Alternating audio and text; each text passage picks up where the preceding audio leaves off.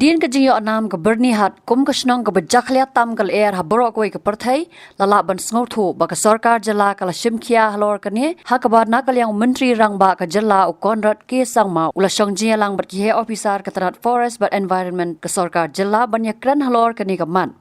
Kat kum ke Kyrwoh ke balapan mi do Provin Bakshi IAS Commissioner but Secretary ke Tnad Forest and Environment laong bahadian ke jia lang bat ki he officer ke Tnad Forest and Environment labatha ya ke MSPCB bakan le ya ke jing Tohkit ke Byrnihat bha bat banjurip ya barok ki Karkhana ki badan ha Byrnihat syakal yang ke jela Meghalaya.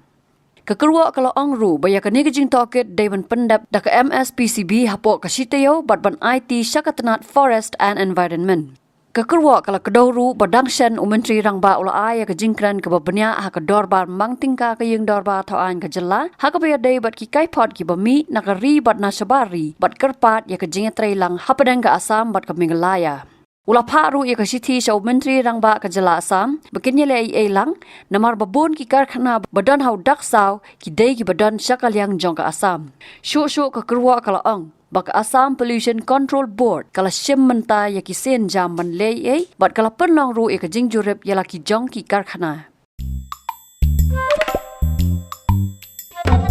Habatin pej bahagi ki shop ke shop plus F. Ka plus F? Hakabam bangibam duna ki eki batte ye kamet. Namar kata habathiru atau kau kamlu ka umpnyang kadut pej ya ke shop plus F ha ke jing som.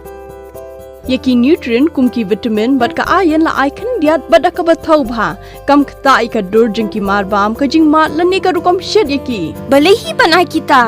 ka don ka we ka jing mentoy ba kongsan ka kot ka khia ka nutrition ba kham bha ka jing im ba kham bha pendon kam daki mar bam don ka sharp plus F menta kasni Lawan Ra Shapi Lyngba ko office jong commissionerate of food safety Meghalaya